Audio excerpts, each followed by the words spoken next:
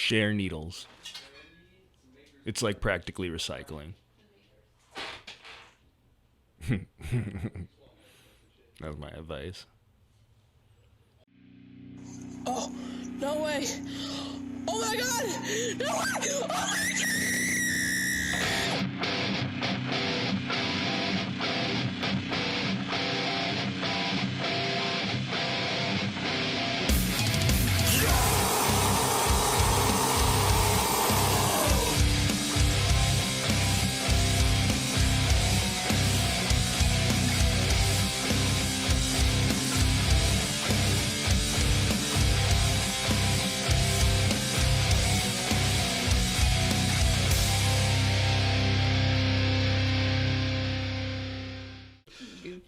Well, shit. With that, welcome everybody to episode 114 of 1 million of the Serial Chillers podcast. As always, I ask, how goes it? Hella, Greg. Oh, I'm fine, dude. I'm having a good time. Yeah. My cheeks are sore. We've been smiling a little bit here. I like that. It's a good start. We're all having a good time. Yeah. Briefly, I'll tell you guys that I'm here with Kim and Monique, and we'll get to them in a moment. But first, I got to let you guys know how the show works. Some of you know, let me explain it for anybody that doesn't. Each week, I sit down with old friends, new friends, good friends, and bad friends to tell them the story of an infamous serial killer, something true crime, dark, creepy, unsolved, or otherwise mysterious. If something isn't clear, be sure to chime in, because if you have questions about questions, be sure to ask questions, because I cannot answer questions about questions if you never ask questions. Are there any questions? Then welcome to and let's play the Serial Chillers podcast. Sweet theme song normally plays here, but we got problems, so you'll just have to imagine it. Gremlins. Dang. Hey, listen. There's something in the computer. Something. In the computer? Okay. Today's killer, tell me, have you guys heard of Aileen Wuornos? Negative. Oh, lady Really? serial killer. Lady serial killer. Hey, listen, that's the thing about serial killers is, sometimes we bring in people that aren't like huge fans of true crime. That's true. That's they're true. I people forget we know that. and we like, and we know we'll have fun and having. I mean, I don't know you, but Kim vouched for you, so you better be good. That's true. That's true. If you suck, you're not welcome back. But so some people come and they're like, I always think back to like when Dustin landed on the Ed Gein episode, and I was like, what year was he born? He's like 1942. And he ended up losing the episode, but he knew a lot about it. And sometimes we have people that are like, I have no idea. She's probably the most famous female serial killer of all time. I never heard of her. One of, if not, she had a monster. She had a movie written about her called Monster. Not written about her. It was like based on her, and it was Charlize Theron and Christina Ricci playing she and her partner. I think I've heard of it. Yeah. I mean, it's it's like any movie. It's not quite them. And then also, she doesn't look like Charlize Theron, and I promise you, Tyra Moore does not look like Christina Ricci. Right, but if I remember right, like that was a big deal for Charlize Theron. I think she won an Oscar. Is that an Academy Award? Yeah. Okay, yeah. She got some award for that movie, I think, because it was such like a. You'll see when we get into the story, but Monster's a fitting title. But I will go on record saying that Aileen is probably one of the only serial killers I've ever covered. And like I said, we've done it like 3 times now, that I feel bad for at the end. Yeah. Oh, shit. One of the only ones. Like, probably the only one. I'm usually pretty hard on them. Like, you killed people. Like, I don't fucking care. Like, we've even had people be like, oh, these killers aren't the worst thing they ever done. Some of them have redeemed themselves in prison. And we're like, no, fuck you. I'm like, sorry, they're not. Tell them they're fuckface. And that's just when they can reset everything back to before they killed somebody. Yeah. Then yes. The lives they took? Put them back. Yeah. All right. Thank you. Oh, you can't? Fuckface. But I will, again, go on record as saying Aileen is one that I'm like, she got a raw deal. She did not, she made decisions in her life that led to the ends of lives, but she got a raw deal. To know. Got a raw deal. Are you excited to learn more about her now? So excited. Good, we'll be right back after these commercial breaks. You're going to need these to write your answers on. Question number 1. In what year was Aileen Wuornos born? I know you don't have any clues. That's the great part about it. Are we writing it? Or do Yeah, we yeah. say- Write oh, we it do down. That way, there's no full on one's. guessing. Yep, absolutely. Make sure I can see that. That's all. I can't just- Silver's fine with me. It's just that's all the baby blues out there, right? Well, Damn it, upside Paul's down, gonna it be was mad I mystery. mentioned him. It's a mystery. Come on, you think Paul's listening? Are you, Paul? Text us. 1-805-666-2513. Yes, that's a real phone number. Kim says No, it's not. Nobody call it. 1963. 1963. Monique said 1982. 1982. Eileen Wuornos was born February 29th, 1956. Give Kim 250 points because that's the way we doing it. Okay. Now, what we do is Jeopardy style. I know. Welcome, my sister Kim, and my new friend Monique. Welcome to the show, guys. Great to be here. Thank you. Yes, absolutely. All right, you're just gonna be part Introduce Mo. of it. Yeah, Nemosini here. She's a dog. She's been in the show before. Yeah, she's been around. I don't know if I've ever introduced her, but you guys seen her floating around. That's Mo. If you're listening, that was her caller. Sweet baby. I swear there's a dog here. She doesn't say much unless you like walk into a room she's in. Well, welcome, guys. Thanks for being here. Some points have already been scored. Congratulations. There are 14 questions, Monique, so plenty of time. Hang in there. If you tie, there's an artistic challenge. Oh, okay. It doesn't really require you being good at being artistic because, as Greg always says, he's the judge, and you're going to want to pander to your judge. So that's the real way to win. Superior drawings have fallen. Or we used to have clay, superior sculptures. I did the clay one before. Yeah. Now that we're like here in person with video, I might expand it to like charades. Oh, okay. Greg will decide on a. I think he's had people write jingles. I did. I had Yeah. somebody make a commercial. Yeah, that's what it was. A commercial. Produce a commercial. I feel like. I don't know. Anyway, Well, long way to go. Long way to hope go. you don't tie. Here's open. Okay, so welcome, guys. Thank you again. Let me give you some reference works for this. I used the documentary Selling of a Serial Killer, which is from 1993.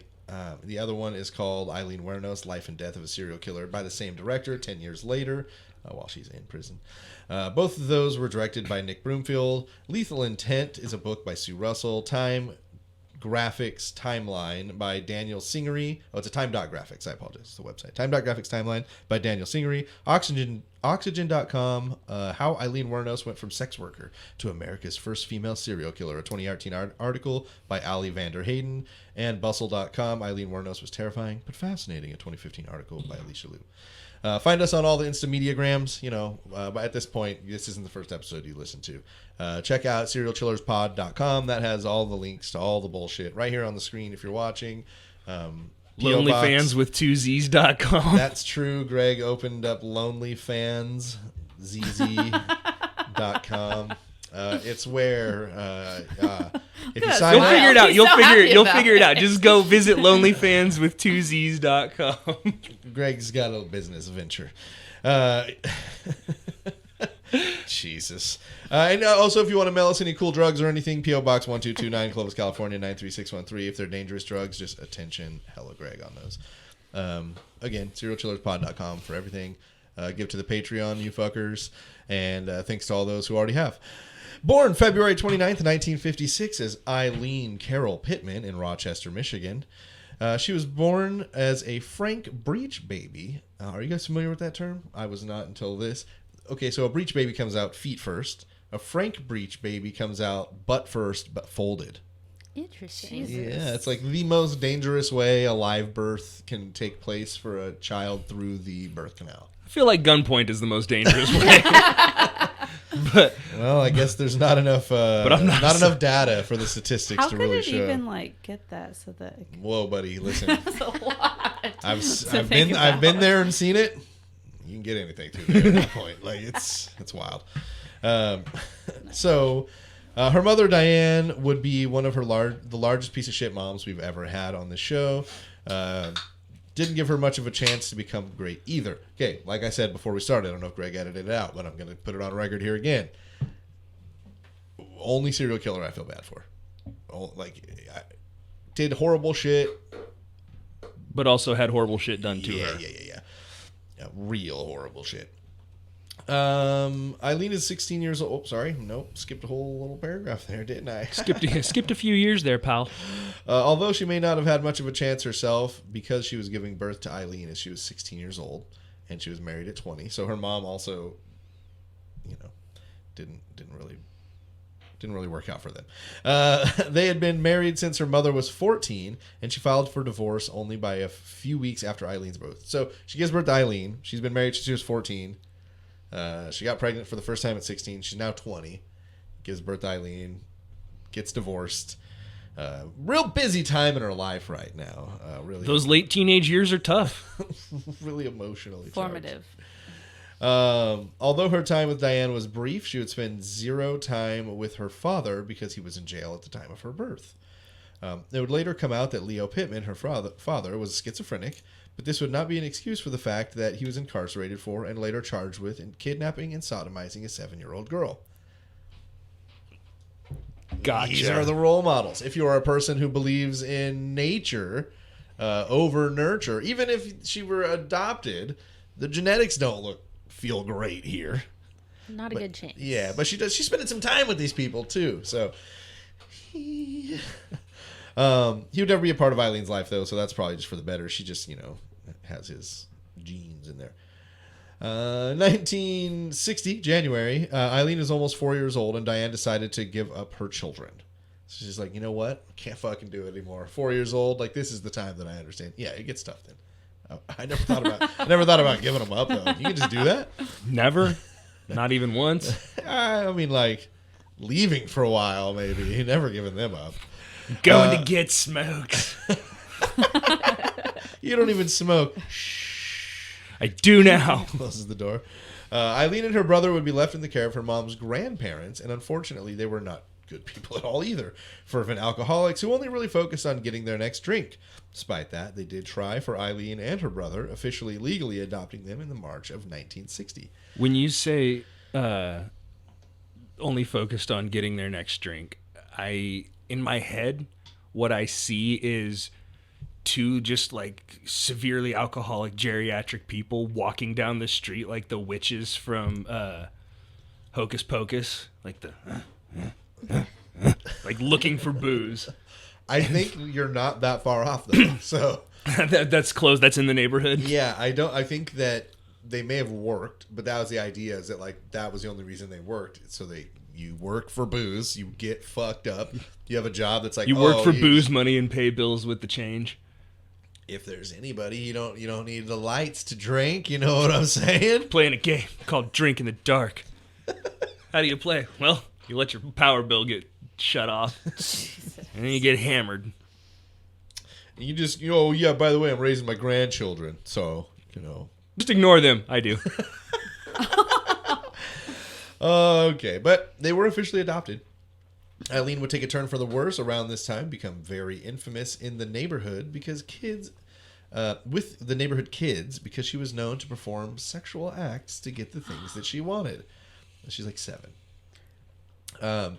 She would perform these acts on neighborhood boys and teenagers for things like cigarettes, drugs, and food. According to Aileen herself, at some points, she would engage in sex with her brother Keith, as well as kids from the neighborhood. There were also many claims that Eileen's adoptive grandfather had sexually assaulted and beaten her. She claimed that every time she was beaten by her grandfather, he would also make her strip down into nothing so that he could beat her while she was naked. So she was living through an abusive existence and not coping in any way that is positive. Like, she was coping with what was happening at home by, like, going out and, like, having sex and touching the wieners of, 12-year-olds in the neighborhood. Remember when I was like, I kind of feel bad, and, like, she didn't really have a chance. Like, guess why? She didn't have a chance. Yeah, that's pretty bad. In 1970, Aileen turns 14, and besides a birthday, she also discovers that she is pregnant by her rapist. The father and the rapist is a friend of her grandfather's who it is said was encouraged to take full advantage of Aileen while he could. Essentially, he was like, oh, you better have sex with her now before you can get her pregnant. And, she got pregnant. So, yeah. 14. She's 14. I just fucking hate that guy, man. Yeah, I hate I hate both of them. You're gonna hate lots of people by the end of this. Make a list. Write it down. Eileen would I'm not allowed to make lists anymore. Government forbids me. Eileen would give birth to the child, a boy, in a home for unwed mothers. It was immediately placed into the adoption system, and probably for the better. Life would be coming at Eileen even quicker than before. And you said no lists. Even quicker than we would anticipate from here on out. Just a few months after having the baby, she would quit school and continue her act of sexual favors to get her ahead in the world. And so we're 14 years old. She's like, oh, you know what? I don't need this school bullshit. Around the time of her child's birth and surrender, her grandmother would also pass away from liver failure. Shocking. So I guess, let that be a lesson to you kids. If you're a hardcore alcoholic, liver failure is, It's an option. Yeah, it's definitely one of them. So at this time, Eileen is around 15 years old, and she has just lost the woman who has raised her. Despite being a piece of shit alcoholic, she just kept her alive. She put a roof over her head. She food in her mouth occasionally. So, the one person she did kind of connect with in the world, maybe trust a tiny bit, despite the fact that she shouldn't have it all, is now dead. So she's going to probably take that pretty hard. Question number 2. Sorry, no, hold on. So at this time, Eileen is around 15 years old, and she has just lost a woman she has loved and raised by, and she hasn't a great ally left in the world.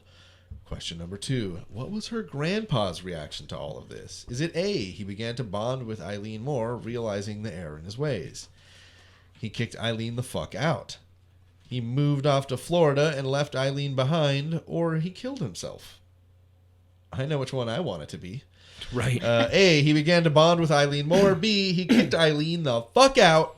C, he moved off to Florida and left Eileen behind, or D, he killed himself. It's never the thing you want it to be. It never is. Is it? No. Well, I don't know. It depends on what you want it to be, I guess. Mo, do you have an answer? I like your optimism, Kim.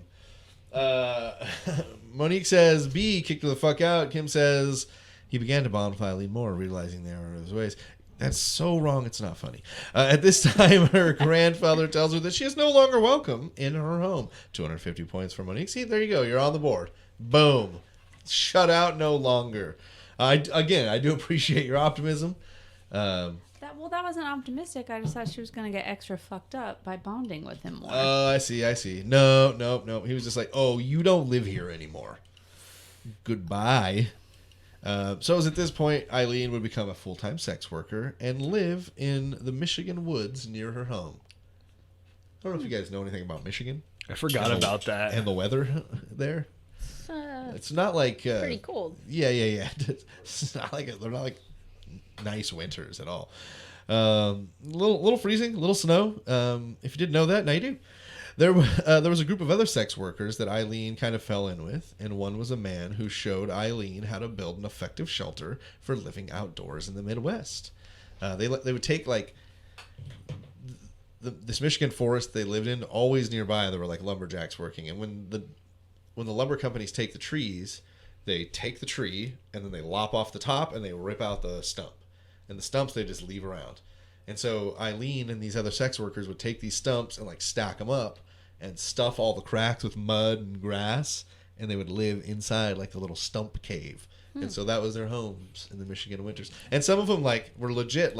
They have a little fire that had a chimney pipe that came out. I mean, it sounds They're dope as hell if hobbit you're homes. I was gonna say, it sounds dope as hell if you're an 11-year-old boy. Right. I used to have some pretty dope forts out in fields, and this sounds very similar. Yeah, I was to gonna some say shit. make some cool I mean, fort it or sounds something a little like more official than anything I built, but that's fucking wild to me that Pretty much like the Hobbits of Michigan. Yeah. Is what I'm picturing, Yeah. with a happy ending. Yes. It sounds fun to go sit in and read Playboys or something, not and maybe smoke pot for the first time. Or have a spirit trip or something. Yeah, it doesn't sound like Just something do ayahuasca. And I want to be in the Michigan forest. Go Wolverines! That sounds awful. Yeah, it does. That's why no one does it. What, ayahuasca in a Michigan forest? I shouldn't say that. Who knows what's going on out there? So she did find a way to survive out there, obviously. And the best part about it was from the outside of their homes, besides the ones with chimney pipes, they just looked like a pile of stumps. So no one would really come out fucking with him because it's like, well, what do I want to do with a pile of stumps? But to Aileen, it was home. Sweet home. She would take advantage of the use of showers and bathrooms at the hotel rooms and homes of her Johns. Like, she didn't take people back to her stump house to hook up. It was always like, oh, you got to get a hotel room or you got to have a place, you know. Or I guess your car's fine. It's fine. Do you have a shower in your car? Classy. Because I really need it. Now I'm super suspicious of anybody who drives an RV. I got a shower and a room. You want some scrambled eggs? They're powdered, just so you know. The refrigerator's on the fritz. This is all according to family friend who said that Aileen had no shortage of men paying to have sex with her. So there was plenty of nights that she didn't have to sleep outside, but there were just as many, if not more, where she did. It's a tough life to imagine. The only way out of your tree stump fort in the dead of winter is to fuck dudes for money and take showers in hotel rooms. Or RVs. Yeah, Greg's feeling really strong about the RV idea. I like your conviction. You're like, I wonder how much one is. You can use the bathroom. You can use the bathroom if you want, but number one's only. So by 1972, Aileen has decided that she doesn't want to live in the cold Michigan woods any longer. She don't want to live in a stump house in the forest. I mean, I do, but like it is cold. It's a nice stump house. Trust me. I've decorated it inside. Did you see my wallpaper? It's just plastic Walmart bags. All it says yurt, sweet yurt. So she takes up her small collections of belongings and begins to hitchhike west. She makes it as far as Colorado before she is arrested for her very first time. The story itself isn't clear, but what we do know is that she was arrested for a DUI, disorderly conduct, and she was arrested for a DUI, disorderly conduct, and firing a .22 caliber pistol out of a moving vehicle. She said just having a fucking good old time is what it sounds like to me, baby. She was released on her own recognizance and given a court date. She'll later be charged with failure to appear, but as some of us know, it's going to be like not really the biggest worry we're going to have about Aileen later on. She decided heading west maybe is not the move for her. She hasn't even got over the Rockies yet. You know what I'm saying? So instead she changes course and heads towards America's Wang, Florida. In 1976, she was. I like that I could visually see you get that. In 1976, she was 20 years old and making her way through Florida when she met and fell in love with a man named Louis Gratz Fell. Louis was a yacht club president and overall successful man with a good background of finances. Although unorthodox, this relationship was something that could have altered the life of Aileen forever. They were engaged to be married, with announcements going to the local newspaper, and things were seemingly looking up. This dude was like 64. Oh, good. That makes more sense. Yeah. Well, it's a number as long as everybody's legal, right? 20, 64, like what? Those are practically the same generation if you skip two. Hey, man. Hey, man. Dave's not here, man. What was the age difference between Anna Nicole Smith and her husband? Oh, yeah, it was like 60 years, bro. So, I'm just saying that if under different circumstances... Yeah, but you know what? She died of a broken heart only a few years later, so... R.I.P. you guys. I'm just saying, under different circumstances, Aileen Wuornos could have been Anna Nicole Smith. Oh, I see what you're saying. But, like, a couple of things happened, and Choices she went... were made. Yeah. One time I saw her filming her reality show at Six Flags. Aileen Wuornos? Yeah.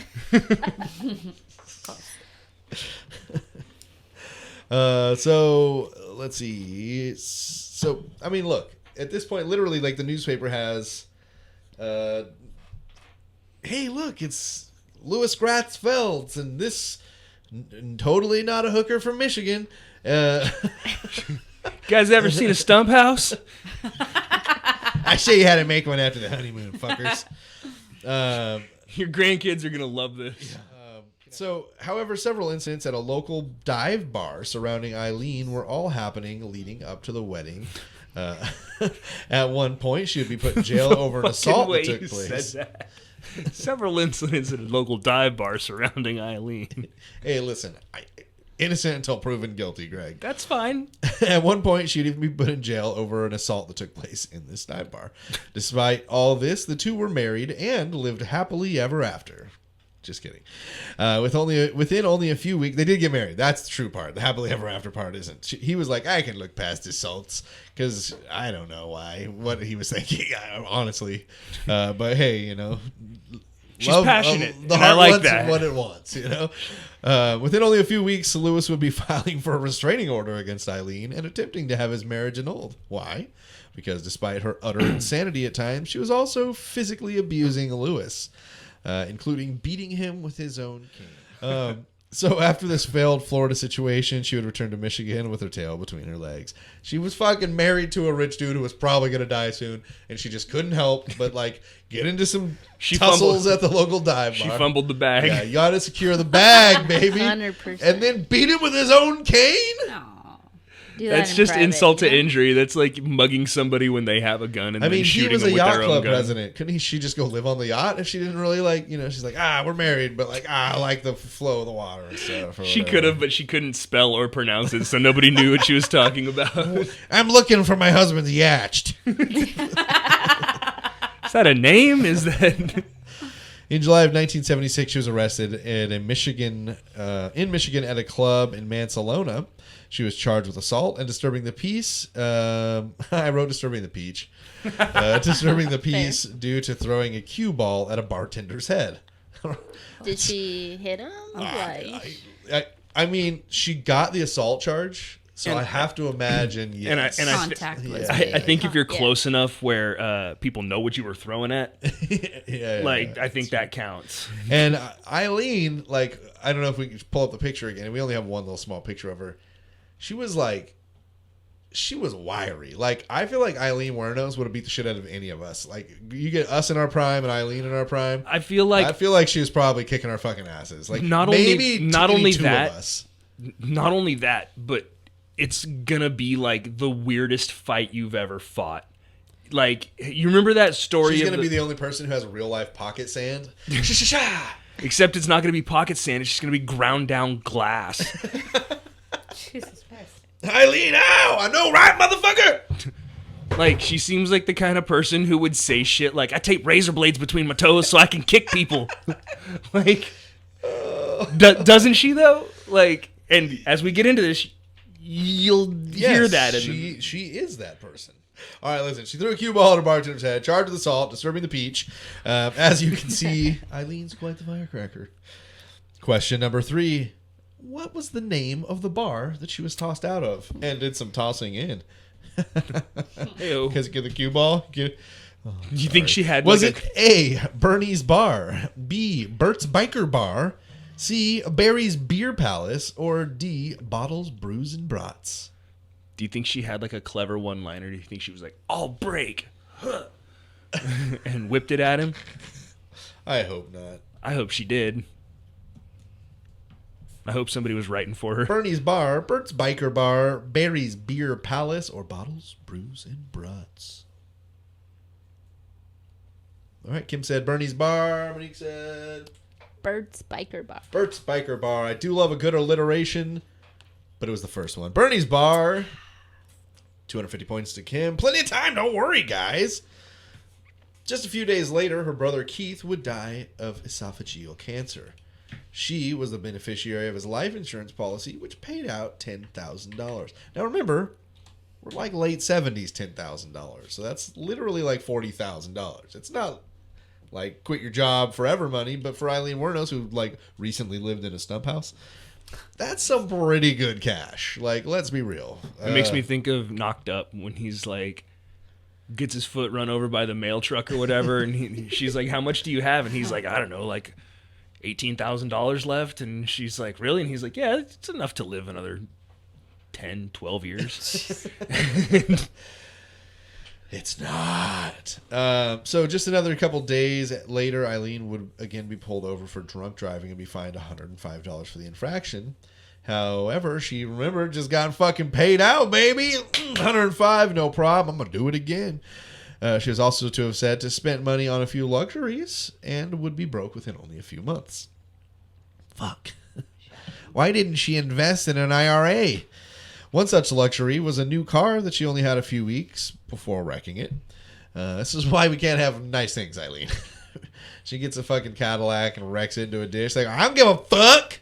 I'm going to get a new one. In 1978, it all sort of becomes too much for Aileen, and she attempts to take the easy way out. Question number 4. In what way does Aileen attempt to end it all? Is it A, bottle of pills, B, slits her wrists, C, shot herself in the stomach, or D, jumped off a roof? Bottle of pills, you know, the old down the road, not across the street, shot herself in the stomach, jumped off a roof. Pills, razors, gun, face dive. Pills, razors, gun, altitude. All right, Monique, what'd you say? I went with C. Shot herself in the stomach. What'd you say? Same, because she seems kind of like a dodo. Oh, you guys think she's dumb enough to try to kill herself by shooting herself in the stomach? Based on the history, maybe. Give them both 250 points because she ended up going to the hospital and recovering from non-life-threatening injuries after shooting herself in the stomach with a .22 caliber pistol. Oh, see, that's not the right caliber for that. Yeah, that's like a glorified pellet gun. Yeah, Glorified from pellet no gun. one. She's like, I really need the Stump House community to come out and support over me. What was that line from The Fuckers. Simpsons when Snake is at the quiet urgent care or whatever, and he's like, "Yo, I totally fell on a bullet," and the nurse checks off bank or liquor store robbery or whatever. She needs premium. Dude. She claims that between the ages of 14 and 22, she will attempt to end her life 6 separate occasions. So Not very good at it. no, Not successful. Might be the attention thing you're talking about. The year is 1981, and on the radio, no, I'm just kidding. In 1981, I'm Rick Aileen Dees. finds herself in a spot where she needs to make some quick money. Like even quicker than she can make it selling her body. So she decides to give armed robbery a try, and she was not very successful. She attempted to rob a convenience store and succeeded in stealing $35 and 2 packs of smokes. Going to get smokes. You know she got the 35 and was like, fuck, at least give me some Winstons. Hands of $4. Oh, sorry, I'm used to paying for them. Aileen, is that you? No, shut the fuck up, Mark. When she was caught, she went to jail, and on May 4th, 1982, she would be charged with armed robbery and sentenced to 2 years of jail, but was released after only 13 months. Good behavior, y'all. Less than a year after getting out, this time she would head to Florida once more, where she would be caught for yet another crime. No way. Question number 5. What crime would she be arrested for this time? Was it A, disorderly conduct, C, nope. Is that the answer? A, disorderly conduct, B, check forgery, C, DUI, or D, assault? Disorderly conduct, check forgery, DUI, or assault? Is that how you... Also, yeah, I didn't ever point out to you guys. Greg's got the questions out there if you want to look at them. It's helpful. I know my soothing voice can't always deliver them in such a way that you can, that your eyeballs can. So watch youtube.com/Serial Chillers Podcast. I think it's at Serial Chillers Podcast. That's fucking stupid to think of that, but it's there. I mean, thanks, YouTube. All right, what'd you guys put? Kim? Don't thank them. I know. Check forgery? Check forgery. What? I went with D. Assault. She's never even done that before, so I don't know why you would go with that one. That's all she's done. But actually, Kim's going off the trail, and it is check forgery. She decided she can't fucking rob anybody because she's dumb. She already wrecked her Cadillac because she's dumb. She lost her $10,000. Guess why? Dumb. She's like, oh, Believe it or not, dumb.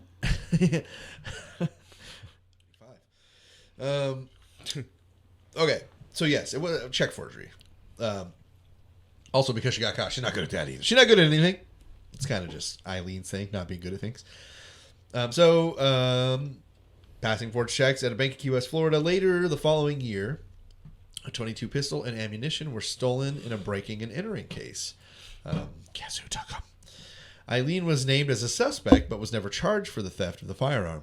And in January of 1986, she was arrested once more. This time it was for car theft, resisting arrest, and obstruction of justice. Like, who just fucking stay out of trouble? Jesus shit, man. Like, Obstruction of justice. I like to think that it didn't even involve her. It was somebody else, like, getting arrested. And she's like, hey, what are you doing? it was Get like, out of here. Go on. or it was like she drove by, like, someone getting a speeding ticket and was like, you fuckers! They're like, God damn it. It's like Super Trooper shit. There's Aileen again. Get her. I like how she's like clearly the entire time been in Florida, and we're talking like she's in like deep Alabama. What do people in Florida Roll sound like? Tide, roll Tide. I don't know, like California but older. So she was during that arrest. She was also cited for giving identification that she had stolen from her aunt. In addition to that, they found a .38 revolver and ammunition in the vehicle, in which had also been stolen. The gun was not registered to her or the owner of the vehicle. Therefore, Aileen was seemingly responsible for it being there. In June of 1986, sheriffs would detain Aileen for questioning because a male friend she had claimed that she had tried to rob him. She had tried to rob him at gunpoint and demanded $200 of him. Like, she gave him a ride home. And then at the end, pulled a gun and was like, "Now give me $200, Tim," or whatever his name is. Ass, gas, or grass, Tim. Nobody rides like, for free. Literally, this is you know, like how dumb she is that she's like, instead of going and finding some random on the street, she's like, "Give me $200." She's like, "Come on, God, come on, damn it, Aileen! You know I was gonna spend this on meth." So police, You were going to spend it on meth? I'm going to spend it on meth. I need it too. Why don't you just go give it to him and I'll go over there and pick up the meth? So, yeah, the police come out to her house. They search. They find $200 in cash and spare .22 caliber ammunition. Upon a search of the male friend's vehicle, they found a .22 pistol that had Eileen's fingerprints on it under the passenger seat. The police believe that after robbing her friend, she accidentally dropped the gun on the way out and it fell beneath the seat. Yeah. Poor girl. Yeah. So she got, oh shit, I've never seen this much money in my life. Because, you know, the last time she did a robbery, she got $35 and 2 packs of smokes. So she gets $200, and as she's getting out of the car, drops, oh shit, all right, whatever, I got the money. Go. That's securing the bag, right? She's trying to take our advice. Go. Aileen, you're driving. Shut up. Damn it. It was the opposite way. I apologize. She was being driven home. Oh. And she robbed the guy who gave her the ride home. Brilliant. Yeah, and then dropped the gun in the passenger seat. Believe they call that biting the hand that feeds. Yeah. So it was not too long after this that Aileen met the love of her life, a 24-year-old woman named Tyra Moore. We love that. We love that twist. Yeah, let me just tell you something right now about Tyra Moore. Wonderful person, heart of gold, practically a saint. I've never seen somebody. So, like, during Eileen's trial, there's, like, it's very, like, you can go watch the whole trial. It's, like, a lot of it. But Tyra Moore, I've never seen a woman be 29 and look 46 so hard. And she wasn't even, like, really into the drugs or anything. Just, like, you know, between haircut and style at the time, it was just, like, because I was watching some of it last night to kind of get caught up on it. And the very beginning of her testimony, they're like, "And how old are you?" And she's like, 29 years old. And I was like, what? God fuck? damn. Holy shit. My God. Not using the retinals or what? Oh, buddy. Okay. What's so, your skincare routine? Bar fights? So, 24-year-old woman named Tyra Moore. Question number 6. Where did the lovers meet? Was it A, on Daytona Beach? B, Aileen stayed at a motel that Tyra worked at? C, a chance encounter on the street? Or D, at a gay bar? Duh. At a gay bar, duh. On Daytona Beach, Aileen stayed at a motel Tyra worked at, a chance encounter on the street, or at a gay bar? Duh.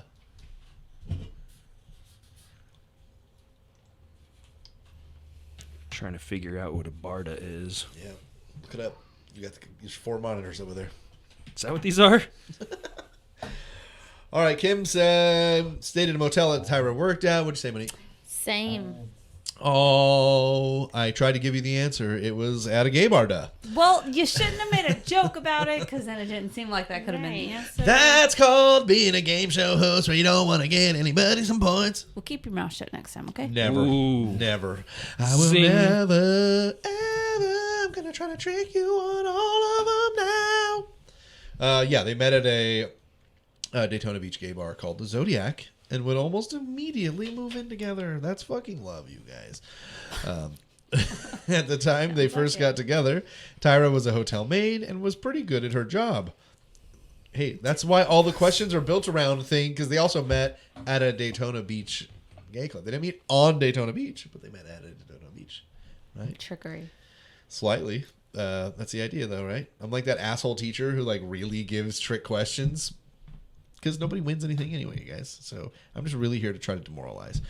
I just need to bring us all back down to earth, okay? It brings me back to my childhood.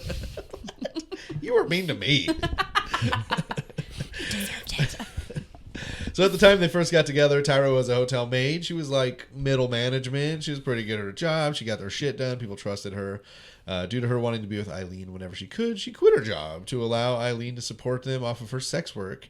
And moved into a flea bag motel. Just like To live. Think of the worst hotel you've ever Grimy. seen. Like that's where You're driving in like 99 and Olive. Yeah, Like, yeah, that's pretty. Yeah. Home. That whole like Looks like home. that whole Beautiful. Belmont Olive area there is pretty. Yeah. So at the time, the couple would revert back to Eileen's old ways and stay in heavily wooded areas or in people's barns overnight because they were like, "Fuck the motel life. This is expensive, baby." Just living. You off know what the I'm land. gonna miss the most? Stump houses. The vending machines. At times, the couple would revert back to just living off the land and stealing whatever they could to get away with. Okay, so they would do a few small jobs to try to get money beyond the sex work pay. However, the best idea they had, or perhaps just Aileen, was to start robbing her johns and killing them to have no witnesses. And then they could keep their cars, too. Free car out of the whole deal. You know what I'm Smart saying? gal. See, I feel like the move would have been to play like a whole thing, like a whole scenario.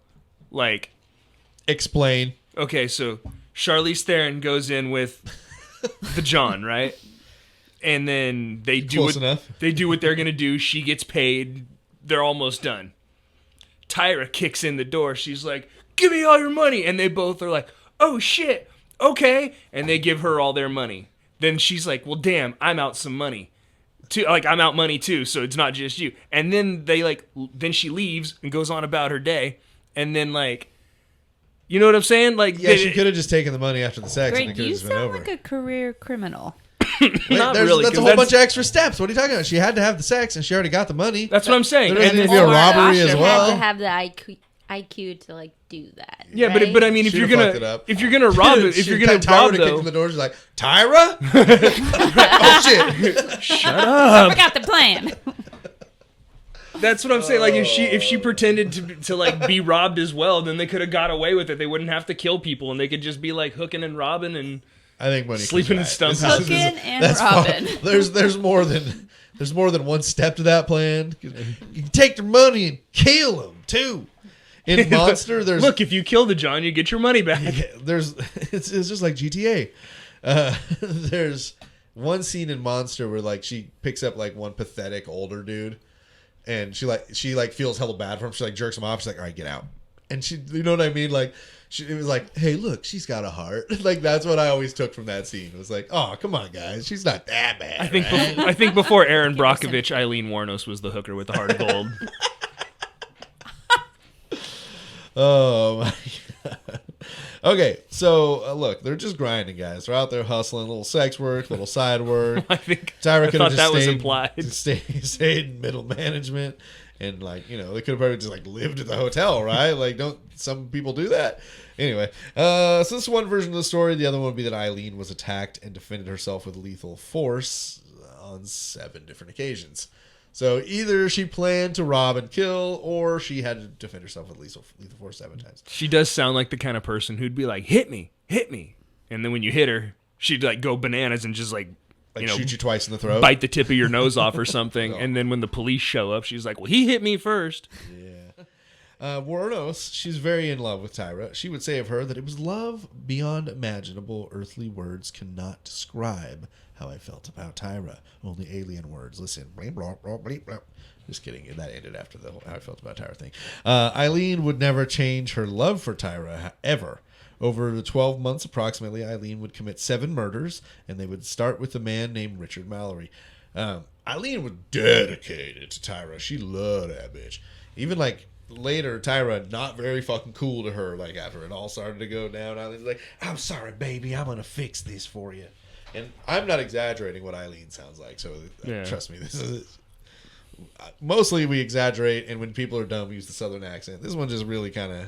She's from Michigan, but yeah. For whatever reason, that's what she sounds like. I mean, she does. It's in her DNA. Aileen would never change her love for Tyra. She loved that motherfucker. Okay, so they start with Richard Mallory. Mallory was the owner of an electronics repair business in Clearwater, Florida. He didn't seem to be a particularly good person by all accounts, but that doesn't mean that he deserved to be killed. Apparently, due to his alcoholism and penchant for day-long binges of sex and booze, it wasn't uncommon for him to not show up for work for several days at a time. He owned the shit. So they're like, fucking boss loves booze and women. He's gone for 3 days at a time. So what a life, though. Like, just an electronics store. What up? Hey, selling some TVs? Yeah, hey, you guys want to buy a stereo? In my office. You want to buy a stereo? No? You want to get hammered and go chase women? Hey, I mean, we don't even got to chase them. I know right where they are. Nah, he's probably the kind of guy who says things like, you want to go chase skirts? Yeah, I do hate him too. Yeah. But he's dead, so. Got him. Scoreboard. He picked up Aileen on November 30th, 1989 in hopes of paying her to be one of those women that he just disappears with for a while. Aileen claims that Richard brutally beat, raped, and sodomized her. She gave a very gut-wrenching, very detailed description of this attack during her arraignment. This is also one of the things, it's on video. You can go on YouTube and you can see almost all of her court appearances, including her arraignment. If you would just seen this and you had to judge based on none of the evidence, just her performance, you'd have been like, this fucking dude did it.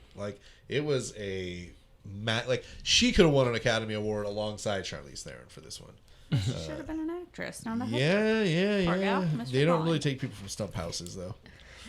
Shoot. Many believe this story to be absolutely fabricated and knew that they were dealing with a cold-blooded killer. A lot of people believed it because, it's good performance. Plus, Richard Mallory's history sort of led people to believe that this might have been something that he was capable of. He set her off on a path that she eventually arrived. That's what some of the naysayers said. Yeah, she killed him, but he set her on that path. I'm not sure how I feel about all of it, but there are definitely times when Aileen is clearly just fucking lying, and during this time on the stand, she seems to be sincere for what it's worth. Now, I feel terrible for the victims of sexual assault or abuse, and I hope they can get all the help they need to heal, and at the very least, cope from the trauma they've been through. However, if your way to cope is to murder several people because one shitty one, maybe just try to, find other ways. Think about it. I won't say what I said last time, Greg. You have to cut it out. But. Well, I started thinking about it, and I'm like, it sounds like maybe this one, that is how it played out. And that's what a lot of people. That's and a lot of. And then she was like, "Oh shit! I could get away with it." And a lot of Aileen defenders will say less that, more that's what broke. She became broken then. This really did happen. That might be, but I feel like that she was like, I can get away with it. So that's her excuse for all of them, rather than you gotta quit while you're ahead. You got to know when to hold them. Know when to fold them. Is that that's from the guy who owns the chicken place? Yes, it is. What's his name? Kenny Rogers. Colonel Sanders. One and the same. Oh man. Popeye? Yeah. Are we almost out of? Yep. I was just gonna say we got a break coming up right now. You gonna break the seal, huh? Yeah. Okay. Remember, you guys, I'm not an expert, and if you're using the show for research, don't. So Aileen is picked up by Richard and attacked, or not attacked, I don't know. But by the end of it, Richard Mallory is shot 3 times. Question number 7. How long would it take for Richard Mallory's body to be discovered? In days. Give me days. Oh. Yep. Eileen's done the deed. Stashed the body. Got a car. How well did she hide it? How many days would it sit around before somebody stumbled upon it? All right, Kim said 17 days. Monique said 3. 3 days. Give Kim 250 points because his body would be found 13 days later by some young men who are walking along a dirt road. I'm impressed. Looking for scrap metal.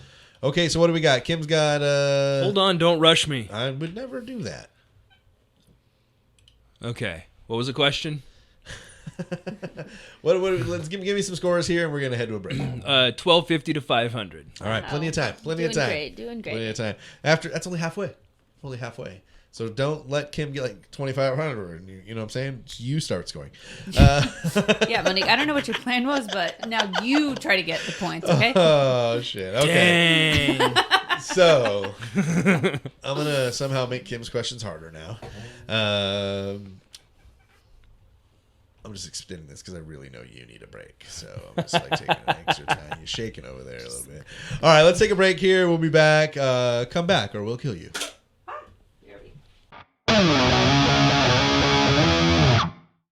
Okay, welcome back, everybody. If you're here, we don't have to kill you, and that's pretty cool because I'm not really in the killing mood. You know what I'm saying?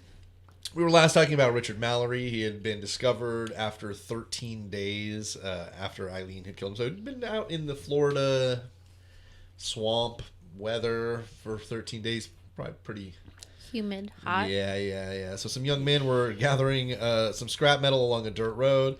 They would discover the body of Richard Mallory, and it was in pretty bad shape. Initial investigations brought forward no real substantial leads.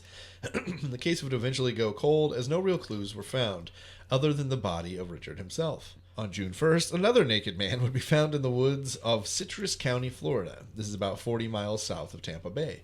Nearly a week later, it would be identified as the body of David Spears, a 43-year-old Sarasota man. Spears was a heavy equipment operator who had left for an Orlando vacation on May 18th, and the last time anyone knew him had seen him. So he left on May 18th, and then he was pretty much never heard from again. He was headed down to Sarasota to go get himself a hooker. He was heading from Sarasota to Orlando to go on vacation, Greg. I'll thank you kindly. It just happened to wind up with a hooker. I think Pure accident. the preferred nomenclature is sex worker. In 19... So it appeared as if he never made it to Orlando, right? He said, I'm on vacation, but I'm going to stop and pick up a sex worker, perhaps, on the way. His body was also in bad shape. It had been dead for some time, but was discovered that he had been shot 6 times with a .22 caliber pistol, and they had found a used condom near his body. Additionally, only a few miles away on I-75, they would locate his unlocked truck. Question number 8. They found his truck, but something was missing. What was it? Was it A, the wheels, B, the battery, C, the seats, or D, the license plates? Wheels, battery, seats, license plates.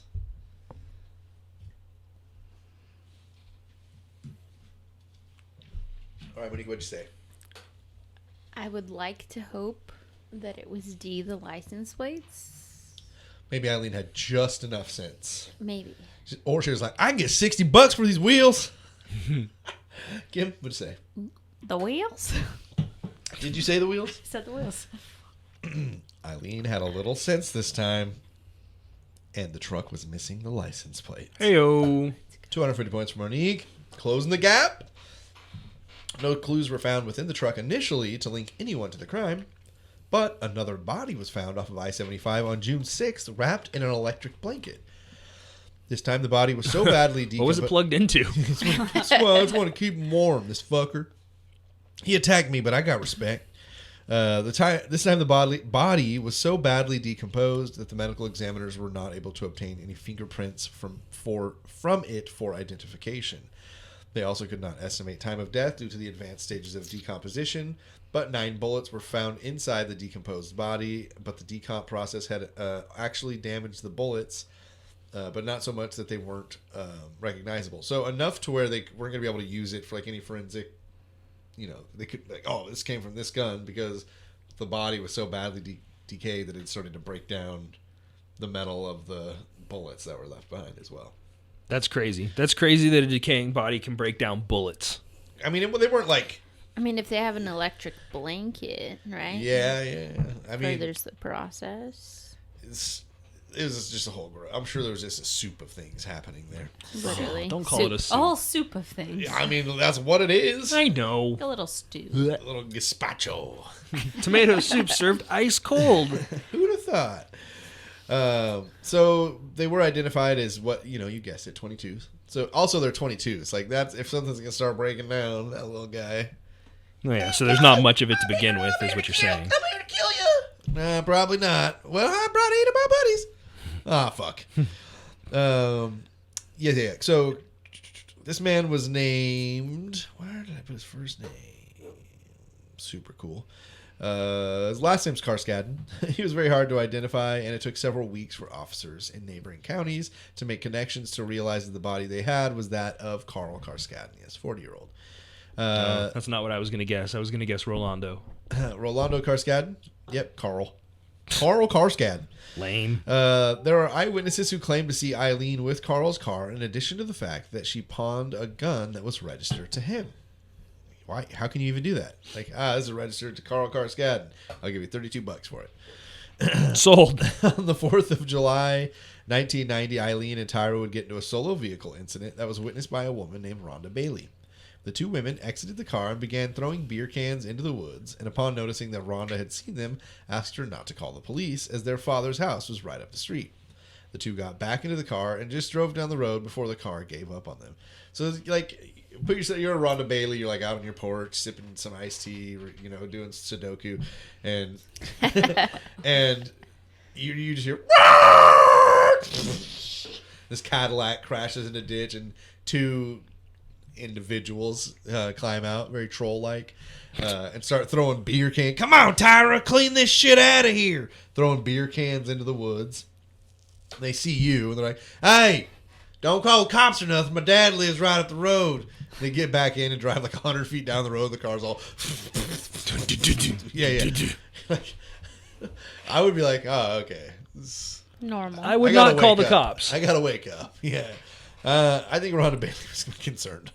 The two got back into the car, drove before it broke down. Rhonda then called police, who came and asked the women about the car that they had been walking away from, and they claimed that it wasn't theirs. And they pretty much told the cops, fuck right off.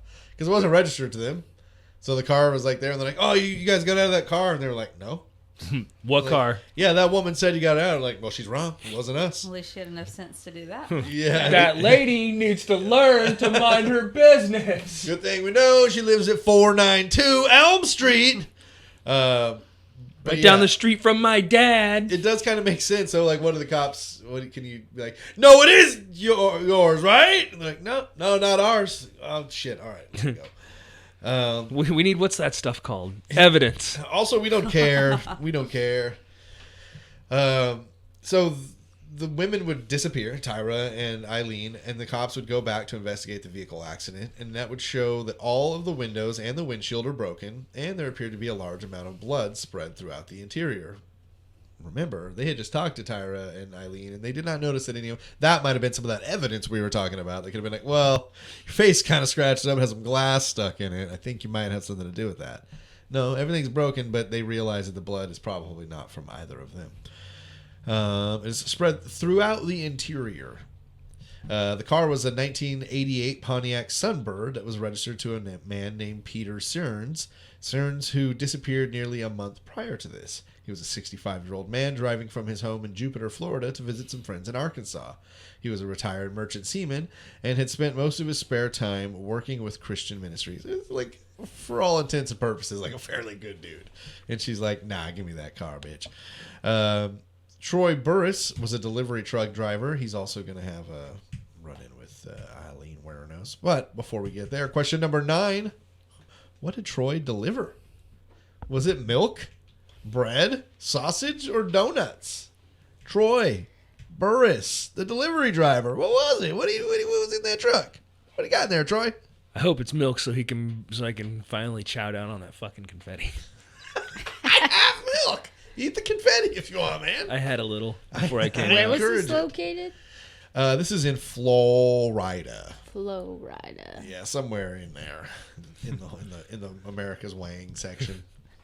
I mean, if it were up in like Boston, I could see donuts because like. Oh, they don't eat donuts in Florida. Well, because like Dunkin' and like Tim Hortons and all that's all up in that northeastern area.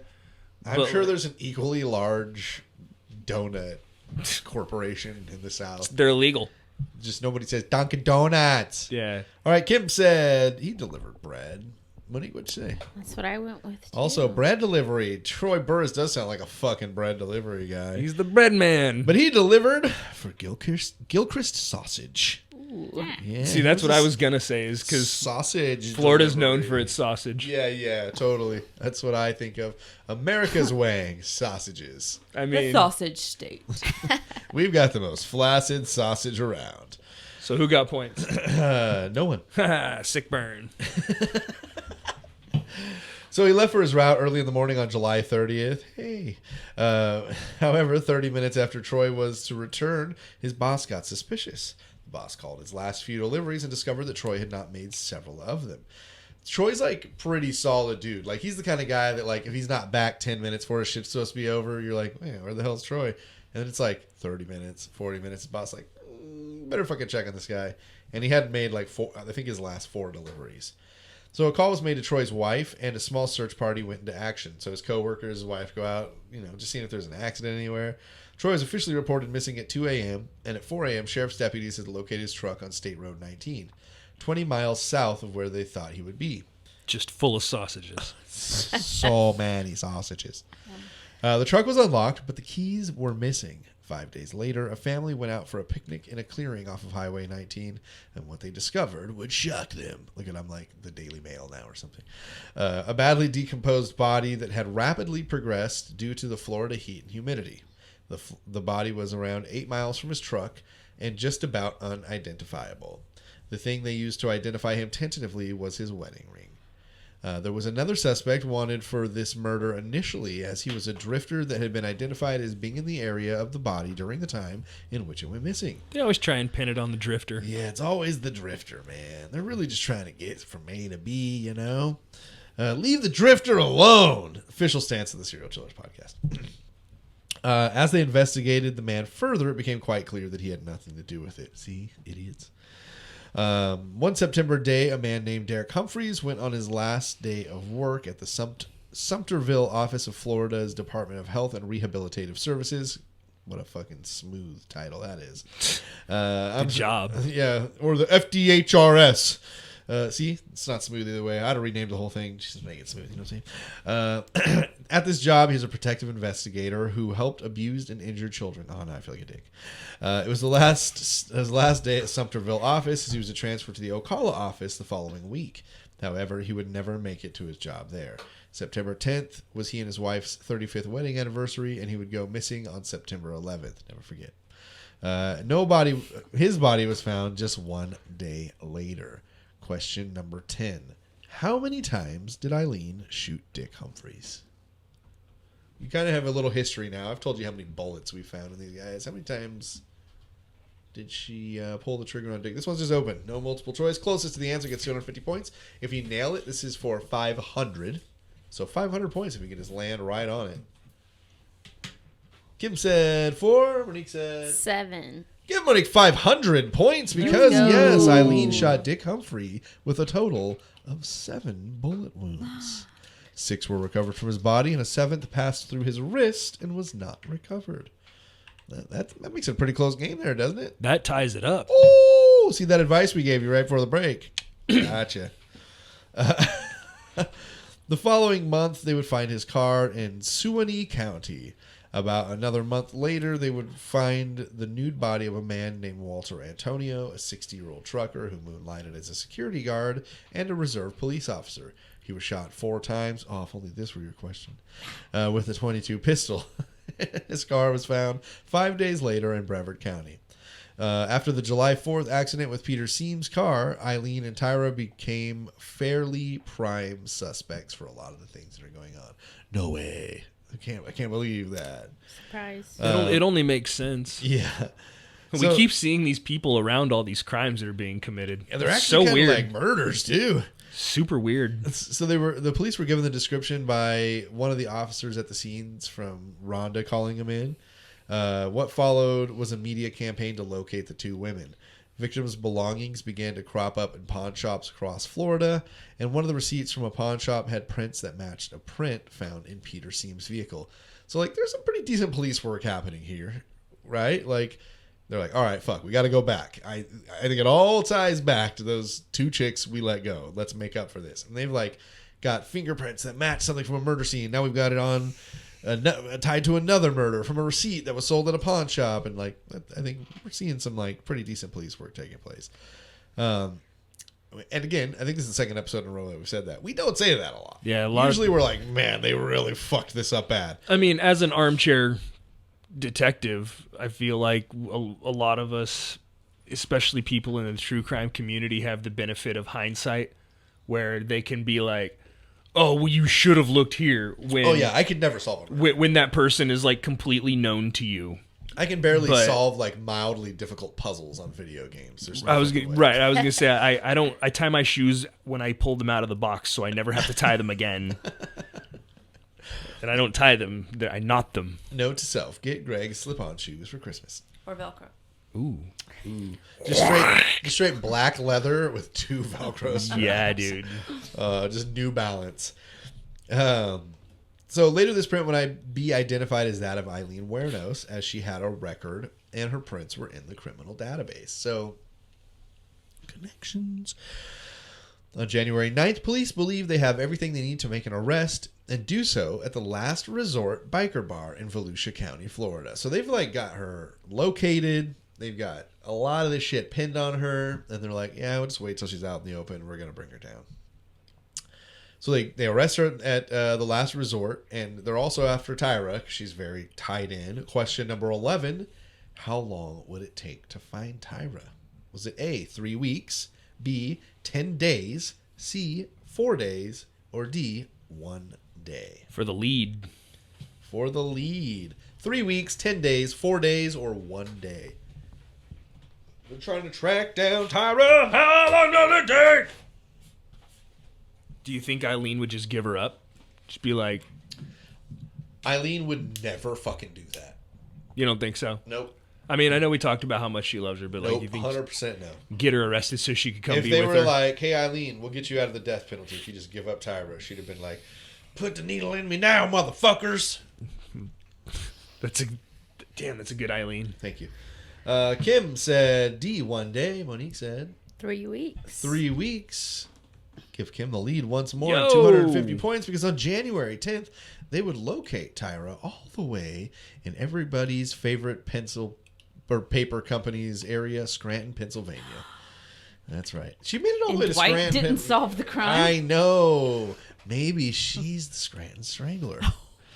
Tyra was incredibly afraid and agreed with police to try to get a confession out of Aileen for the murders to prove that she had done nothing wrong. And like, she basically was like, I was just like there. I didn't know that she was murdering people. Yeah, we were like getting money from sex work, but I was just the girlfriend.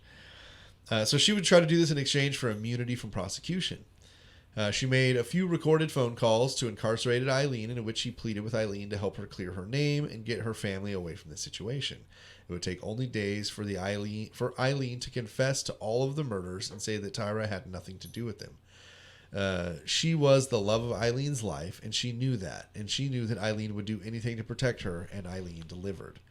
Aileen claimed that each of the men had tried to rape her, which is why she had killed them all, and it was in self-defense. You can hear those phone calls, by the way. That's why I'm like, no, she would never. Yeah, I've heard them. The phone calls where Tyra's like, they're talking to my family, they're talking to me, they're talking about, blah, blah, blah.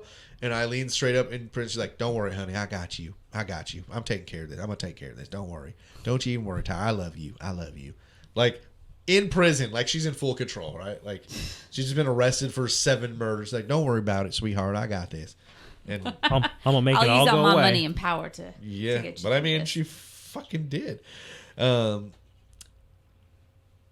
she said they're all in self-defense. Although in Nick Broomfield's second documentary, Life and Death of Aileen, in one of the most sane she's ever seemed on camera. So, dude, she's fucking manic. If she's not schizophrenic, I don't have a beard, because I'm not a doctor, but holy shit, I've never, like, in this interview, she is so level-headed. She's so like you're just like, yeah, I this is a person I believe what she's saying. And then other times you'll see her and she's just like, I'm going to the moon and you're coming too, you know, Jim Morrison, like Charles Manson level fucking crazy in the speech. Like they're very comparable, I would say, in the way they do this sometimes. But it's a really disconnected thought pattern. Like they're having a conversation inside their head. It's like you only get to hear part of it. It's like the dudes you see standing on the corner who like are like way too close to traffic and they're going. You see him in the car. You're like, oh, geez, dude. Like, is it drugs or mental illness? Like, everybody's favorite game show. Welcome to Fresno. Spin the wheel. Find out. Once you're in prison for 6 months and you haven't had the drugs, the answer is very easy to find out, in my opinion. But hey, what the fuck do I know? I'm barely a podcast host. But these documentaries are fucking fantastic. Watch them both if you ever are interested in the story, because they're not crazy long. It's probably 3 hours total. Some true crime docs are like 4 hours long. But again, one was in 93, which is like right about this time when she's being arrested, it follows her attorney as he's going. And this guy's like, this guy's such a, like, he'd be like a cool dude to hang out with, but he'd be not a cool dude to be a criminal defense attorney, because like he's got to like drive out to see Aileen, and he's like, yeah, it's about a 3-joint ride, and they've got him in the car like just burning down joints in the car on the way to see his fucking murder suspect. I'm okay with that, like when it's my friend coming to visit, but like not when it's somebody who's gonna back me up and like represent me on trial for murder. These are incredible crime documentaries. Because normally we get a lot of talking heads. It's like, oh, Eileen's sister, Eileen's ex-roommate, Aileen lived in a stump house with Aileen for a little bit or whatever. This one is just like, the camera is like, what do you think, Aileen? And it's just like a lot of her. It's a lot of people that are very, very close to her. So you get a very good insight. And then he did the follow-up, like Selling of Aileen Wuornos, because her life became so sensationalized with books and movies and lots of people making money, and none of it is her. And so in 2003, they did another documentary kind of following up on everything. And they're pretty powerful. But watch it. I even wrote it right here. Watch this documentary, I'm telling you. But going back into what I was gonna say is, like, the first time I ever see her where it seemed like very sane. She's like, it wasn't about being raped, or like, it was about robbery, and I just figured it'd be easier to kill him. Like, totally straight, like. And the next time he talks, she's like, I didn't fucking say that. I didn't say that. And it's like, you were watching the documentary. You just watched her completely, absolutely say that. And the only time she actually seemed sane after that. So the next time Broomfield interviews her, she once again claims that it was rape, and the police allowed her to become a serial killer. That kind of becomes her thing later, too. They knew it was me after the first murder. They allowed me to become a serial killer. They wanted me to take care of some of these sick individuals. And then that was her thing, too. It was like, these were sick individuals. And the cops let her do it because they wanted to get some of these guys off the street. And once she did enough, they finally brought her in because, like, her job was done. She's a soldier in the army of the Lord. I get it. Yeah. But let's back up a moment, because on January 14th, 1992, Aileen would go on trial for the murder of Richard Mallory. Normally, you're not allowed to use past convictions in a criminal trial, but Florida has something called the Williams Rule, which states... The Williams Rule is based on the holding in Florida state case of Williams versus the state, in which the relevant evidence of collateral crimes and admission at a jury trial, when it does not prove to be the bad character or criminal propensity of the defendant, but is used to show motive, intent, knowledge, modus operandi, or lack of mistake. So this rule, like in California, you can't use someone's past convictions as evidence in a new crime. Like they just want to know if you committed this new crime. They don't need to know about your crime. In Florida, they're like, well, as long as you're not using the crime to say, like, this is why they're a bad person, but you're using the crime to be like, yes, they know how to load a gun and fire a gun because they have committed this crime in which they loaded a gun and fired a gun. Yes, they know how to hotwire a car because they committed this crime in which they hotwired a car. So they're allowed to bring in these cases in Florida like this, so they're allowed to bring in all of these cases of Eileen's to prove that she has a lot of intent, motive, knowledge, modus operandi, or lack of mistake. Only in Florida. Oh, Florida. So they're also allowed to use her past crimes to show that she knows what she is doing, and that this is a pattern of crimes that is used committing crimes of similar nature. Due to all of these things, less than 2 weeks later, she was convicted of the murder. Tyra Moore would go on the stand against Aileen in this trial, and she never looked at Aileen once during her testimony. It was like so huge for Aileen because Aileen just wanted her to look. You could see it in the tapes. Like Eileen's just like, oh, it killed Aileen. It was one of those points where you're like, just look at her. Come on, Tyra, just once. That's some pretty incredible self-control to not look, though. Yeah. Because, like, even if there's a car accident, you're like, might be one of those things, too, where maybe Tyra does love her, and she's just like, if I look at her once, I'm not going to be able to hold it together, you know? Well, who knows? Who knows? Not I. Tyra Moore. That's it. During Eileen's testimony, she gave a performance that was either her being so genuinely afraid of what Richard Mallory had done, kind of what we talked about earlier, or she deserves Academy Award like Charlize Theron. One thing that could have potentially helped her testimony be more believable was the fact that Richard Mallory had been incarcerated and treated for an assault with intent to rape that he committed in 1958, and he was jailed for 3 years and treated for 8 for those crimes. And in 1961, a report claims that Mallory possessed strong sociopathic trends. The judge in the case decided that none of this information was relevant and did not need to be allowed into evidence during the trial. So, like I said, it was, in my opinion, probably the only time maybe something shitty did happen. And it was by a really shitty dude who had been, he was treated for 8 years to, like, not want to rape kids, essentially. And... but that seems like that's that same law where they said you can't use somebody's bad past character. Yeah, you can't use you're it to exactly establish right. character. You're exactly right. Damn you and your logic. Which, I mean, I feel like you could use it to be like he knew what he was doing was wrong because he'd been incarcerated for this once before. Yeah. But nope. At her sentencing, the defense presented multiple psychiatrists who testified to the fact her that shitty stoned lawyer's like, damn, that's a good idea. I should have thought of that. At her sentencing, the defense presented multiple psychiatrists who testified to the fact that Aileen was mentally unfit to stand trial due to borderline personality disorder and antisocial personality disorder. So multiple psychiatrists. The defense brought in, it's not like the state psychiatrist, but the defense like, look, we have 4 psychiatrists who think she is unfit for this trial. What are you going to say? I think that may be right. Yeah, the state rejected I don't think these she opinions. has the faculties. Yeah, the state rejected these opinions and 4 days later sentenced her to death. Her requests for retrial were denied, and in March of the same year, she would go on trial for the murder of Dick Humphreys, Troy Burris, and David Spears. She pleaded no contest to all of them, claiming that she would need to get right with God. In this trial, while on the stand, she mentions that she indeed was raped by Richard Mallory, but says that these men were not raping her, but they had begun the process of it. She was sentenced to 3 additional death sentences. After this trial, she yells at a news camera on her way out to a police car. And the only reason this is happening is that so the politicians can climb the ladder. And about the 4 death penalty, she says, quote, "What are you going to do? Kill me 4 times?" Like, yeah, she's kind of right. In June, she pleads She's got guilty. a guy with a defibrillator. They zap her Which, to like, death just and really quickly bring for her anybody that back. doesn't understand, the reason they do that is if any of the death penalties are vacated, they, maybe they still got one. So, not to patronize anybody, but that's the reason they do that. That's also the reason they get like, oh, you murdered 6 people, well, you get 30 years in prison for each person, and you've got to serve those consecutively. It's like, yeah, you're going to do 180 years at max. Yeah, so, sorry. Got off track there. What are you going to do? Kill me 4 times? That's like a good burn. And she's like being put down into the police car too. She's like, "What the fuck's for the politicians? What are you 4 death penalties? What are you gonna do? Kill me 4 times?" Like a South Park sketch or something. She was never charged with anything in the Peter Seams case, as his body was never recovered and therefore could not be confirmed as dead.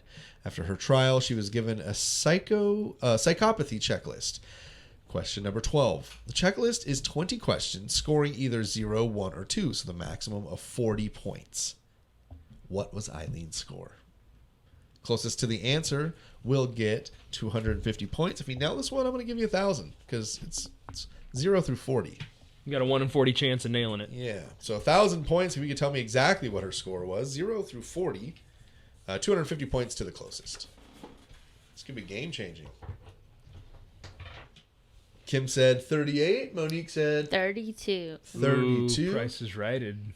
went a little lower. I like that move. It's a Give good strat. Monique 1,000 points because Aileen Wuornos, when given the psychopathy checklist, scored a 32 out of 40 on the It's not fair because PCLR she's a checklist. psychologist, okay?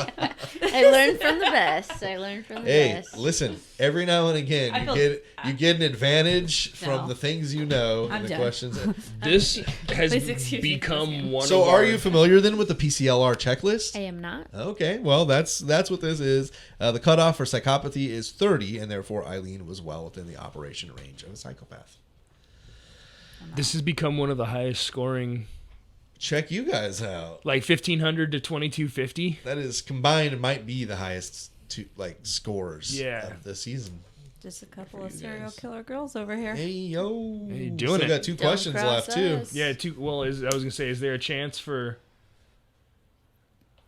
Kim to come back? How far is she down?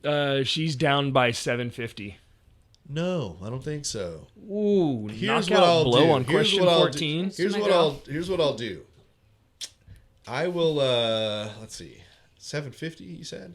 Yeah, it's happy for 2250 to Monique to win. 1500. Happy, Yeah, though. there's no way for me to She was make it down more bad the interesting. first half, Yeah, but a so- lot of times we just cheat to make it more interesting. Yeah, So, but that was you know, still that was excellent knockout blow on question 12. I 12, think yeah, it was. yeah, Yeah. yeah. We still got some minutes here. So yes, Aileen scored a 32 out of 40 on the PCLR checklist. Cutoff again was 30 for psychopathy, well within the range. We're going immediately here into question number 13, although it doesn't matter. It'll still be fun. In what year was Aileen Wuornos executed? Was it 1995, 1996, 97, 98, 99, 2000, 01, 02, 03, or 04? So anytime between 95 and 04. And you might still want to answer because there's a running total. Oh, for sure answer. For sure answer. Yeah. I mean, you could phone it in if you wanted. You could coast. You're not gonna. Yeah, you're not gonna lose points. All right, what do you think, Kim? You can just say it out loud. I'm gonna go B96. I'm gonna go 98. 98. No one would score any points on that one. It was late. It was like, I believe, 02. I was gonna say, was it 02? Yeah. Well, I guess, yeah, once you get, like, sent in and then the amount of years it takes for attack. So if you watch any of the interviews from Aileen while she was in prison, it seems so clear that she was just slowly continuing to lose her fucking mind. She appealed to the U.S. Supreme Court in 1996 and was denied. And in 2001, she wrote a letter to the Florida Supreme Court stating the fact that she was to dismiss her legal counsel and end all of her appeals. And in the letter, she stated, quote, "I killed those men, robbed them as cold as ice, and I'll do it again, too. There's no chance in keeping me alive or anything because I'd kill again. I have hate crawling through my system. I am so sick of hearing this she's crazy stuff. I've been evaluated so many times. I'm competent, sane, and I'm trying to tell the truth.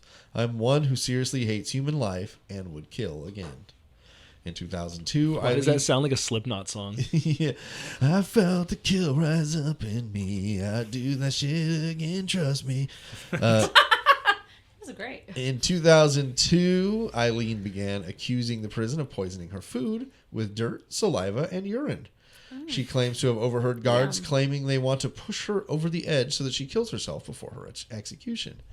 While yet other guards were overheard expressing their want to rape Aileen before the execution.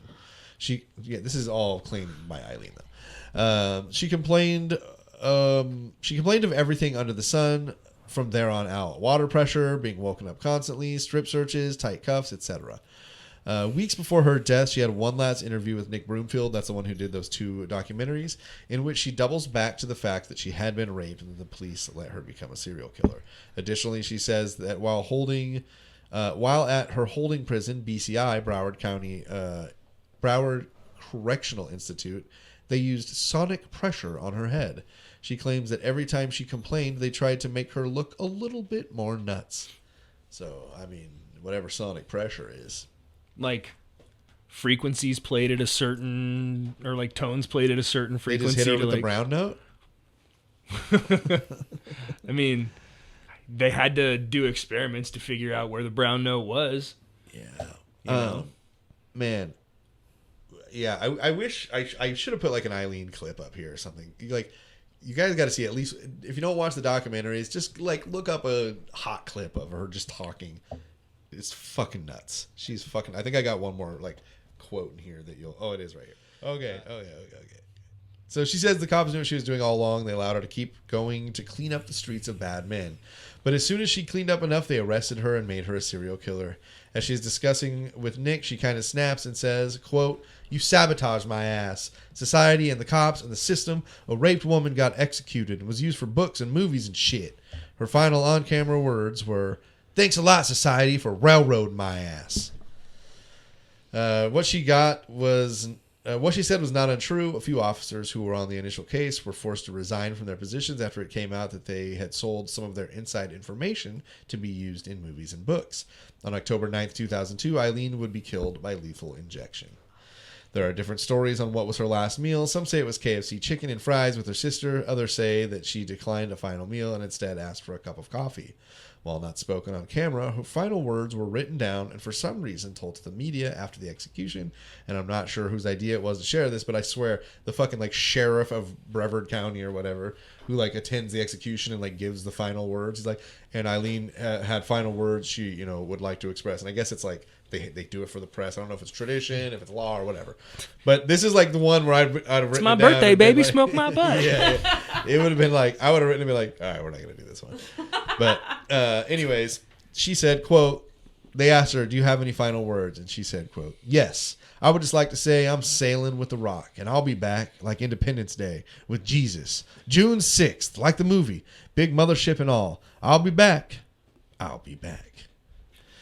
Yeah, so be on the lookout for zombie Aileen Wuornos on June 6th of every year, I guess. Let's get a fucking thing going, huh? June 6th, zombie Aileen Wuornos Day.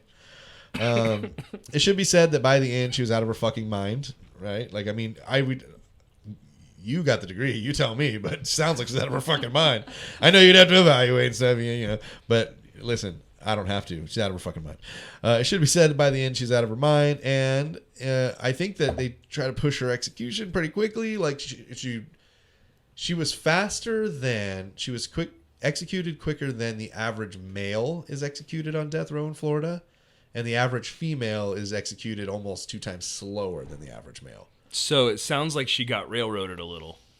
You fucking railroaded my ass. Just a little. I think that in the rush to her execution, it may have actually been politically motivated by then Florida Governor Jeb Bush. Please clap. Aileen would be pronounced dead at 9:47 a.m. on that October day in 2002. Her body would be cremated and returned to Michigan and spread beneath a tree that meant a lot to her and her family. In Nick Broomfield's film, he interviews Aileen's birth mother, and she seemingly shows no remorse for the life that she set up for her daughter. At the end of the interview, she asks Broomfield when the execution is, and he tells her that it's just days away. She says that she will sleep better once it's done. Wow. Oh my dog. And That's her birth mother who gave her up at 4 to turn into this. Right. She's like, well, I'll feel better once she's gone. Jesus, dude. At Aileen's request, a certain song was played at her funeral. The artist heard about this and was allowed to see an edit of the documentary, and then allowed Nick Broomfield to use the song as an outro to the credits of this film as well. Question number 14. What song was it? Was it Joan Osborne's One of Us? You guys know that one? What if God was one of us? Natalie Merchant's Carnival. Have I been blind? You guys are young. Hearts, What About Love? Greg, you want to sing that one for him? What About Love? Or Stevie Nicks' Landslide, also covered by the Dixie Chicks. Yeah. But this particular would be Stevie Nicks' version. What song did you want played at a funeral? One of Us, Carnival, What About Love, or Landslide? Kim says Joan Osborne's One of Us. What do you think? I think What About Love? What About Love? It was Natalie Merchant's Carnival. Have I been blind? We'll play it for you guys. It's a good song. It is a good song. I listened to it last night. In fact, I was like, I should listen to that. It's a good song. Natalie saw the advanced copy of the film and allowed the use of her song and even gave a statement about the entire situation. She said, quote, When director Nick Broomfield sent a working edit of the film, I was so disturbed by the subject matter that I couldn't even watch it. Aileen Wuornos led a torturing life that is beyond my worst nightmares. It wasn't until I was told that Aileen spent many hours listening to my album Tiger Lily while on death row and requested Carnival be played at her funeral that I gave permission for the use of the song. It's very odd to think of the places my music can go once it leaves my hands, but if it gave her some solace, I have to be grateful for that. So that's where we'll end it, because Aileen is dead and there's nothing else more. End it with the words of Natalie Merchant. Right. Congratulations on your second half comeback, Let's Monique. go. I also don't know if anybody's nailed a 1,000-point question this season either. I think Clay did. Okay, maybe so. But only 2 in the whole season so far, so we're like 7 episodes deep. 14 questions per. You do the math, because I ain't gonna do it. It's 98. So, Kim, do you want to say anything about being a big old loser today, or? I'm just so proud of my girl Monique. I knew she could do it. You know, you're more similar to your mother than you believe, because when Clay kicked her ass, this is exactly what she said to him. I know, but Mom's fake. I'm real. Edit that out. Nope. That stays. Well, I hope you guys had fun. We'd love to have you back again if you'd like. We've got lots to fill, so, please come back. Hello, Greg. Anything fun? No, I got nothing. Lonelyfanswith2z's.com. Yeah. Yeah, do that shit. Monique, you want to take a victory lap? Anything you'd like to share? Any Monique's going to have a victory shot. Oh, bet, snip, bet. snap. Well, find us on all the social medias, you guys. We have T-shirts in the Threadless store. We have new sticker designs, which by the time you hear this should be in the sticker store. I took out everything, all the vintage stuff, guys. You can't get it anymore. Gone. It's gone. So if you didn't get it in the initial purchases or through the Patreon, I'm sorry, that stuff is officially discontinued. We have a very small collection here, but that's for us, and we're going to keep it and put them on very special things. But sorry you missed it. But we like do have my phone and my refrigerator and a skateboard. But we do have 2 new designs. We got the How Goes It Hello Greg Alien, and we got the questions. If you have questions about questions, be sure to ask questions, because you can't answer questions about questions if you never ask questions sticker. And then I don't know if they'll still be available, but there'll be a very limited amount of keychains, too. But also, if you give more than $5 a month, you do get all of the episodes 1 day early. Join us in the Discord if you guys want to hang out, do cool shit. If you want to send anything non-explosive, P.O. Box 1229, Clovis, California 93613. Remember, if the drugs are dangerous, attention at Hello Greg. SerialChillersPod.com for all this information. Guys, you can still call or text the show 1-805-666-2513. We respond. Anybody think of anything else? Anything? Anybody? No, I think that's it. All right. Well, then, for Kim, for Monique, and hello, Greg, I'm Cromulent Jesse, and remember, don't talk to strangers.